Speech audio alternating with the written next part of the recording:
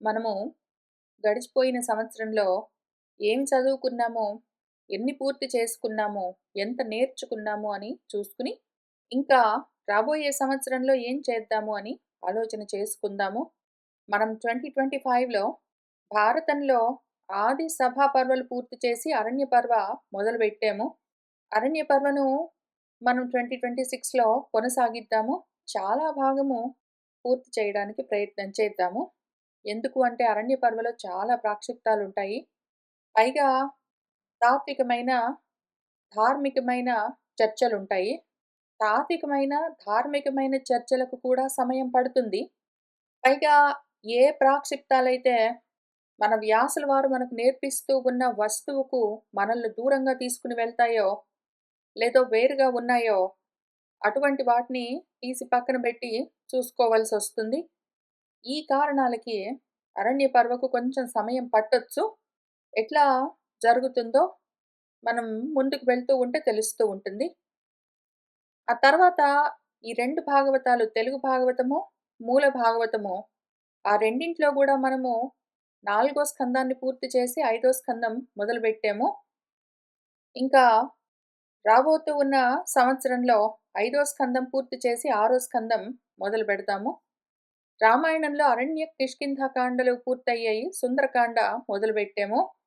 వచ్చే సంవత్సరము సుందరకాండ పూర్తి చేసి యుద్ధకాండ మొదలుపెట్టుకుందాము. బ్రహ్మసూత్రాల్లో మొదటి అధ్యాయంలో 2 పాదాలు పూర్తయ్యాయి. మూడో పాదం మొదలుపెట్టాము.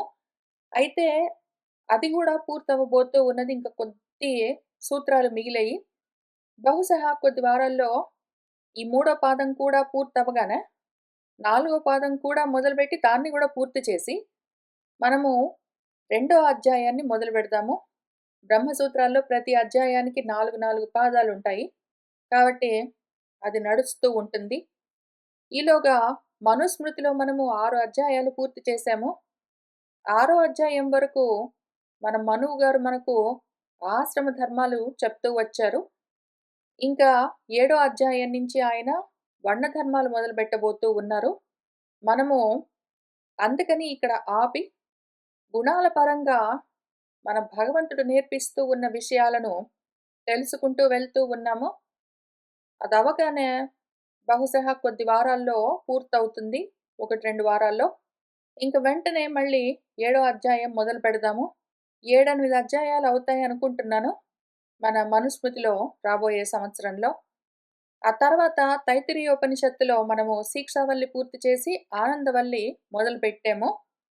రాబోయే సంవత్సరంలో ఆనందవల్లి పూర్తి చేసి భృగువల్లి మొదలుపెట్టి ముగిద్దాము. దాంతో తైత్తిరీయోపనిషత్తు అంతా పూర్తవుతుంది. ఇంకా దక్షిణామూర్తి స్తోత్రము మనము 2025లో మొదలుపెట్టాము. ఈ 2026లో పూర్తి చేద్దాము. ఇంకొక 2 శ్లోకాలు. దానికి మన సురేశ్వర్ల వారి కారికలు మిగిలి ఉన్నాయి. 1, 2 నెలల్లో పూర్తవుతాయి. ఆ తర్వాత భగవద్గీత 3 అధ్యాయాలు పూర్తి చేశాము. వచ్చే సంవత్సరము 4, 5 అధ్యాయాలు కూడా పూర్తి చేసి, ఆరో అధ్యాయం మొదలుపెట్టాలని అనుకుంటూ ఉన్నాను. ఇప్పుడు మనకి తైత్తిరీయోపనిషత్తు పూర్తవుతుంది. ఆ స్లాట్ ఓపెన్ అవుతుంది. అట్లానే దక్షిణామూర్తి స్తోత్రం పూర్తవుతుంది. ఆ స్లాట్ కూడా ఓపెన్ అవుతుంది కాబట్టి అప్పుడేం చేద్దామంటే, ఈ సమయంలో ఒకటి బ్రహ్మాండ పురాణం మొదలు పెడదాము. ఎందుకు అంటే బ్రహ్మాండ పురాణంలో 3 భాగాలుంటాయి. మూడో భాగము లలితోపాఖ్యానంతో ఉంటుంది. దాన్ని చూసుకుందాము. ఎందుకు అంటే అందులో ఉన్న లలితోపాఖ్యానాన్ని పెట్టుకునే మనకు లలిత సహస్రనామాలిచ్చారు. అందులో లేదు. బ్రహ్మాండ పురాణంలో లలితా సహస్రనామం స్తోత్రం లేదు. కానీ అందులో ఉన్న మన వ్యాసుల వారు చెప్పిన విషయాలను తీసుకుని లలితా సహస్రనామాలను మనకిచ్చారు. దాన్ని అక్కడి నుంచి మనము తెలుసుకోవడానికి ప్రయత్నం మొదలు పెడతాము. కాబట్టి బ్రహ్మాండ పురాణం మొదలవుతుంది.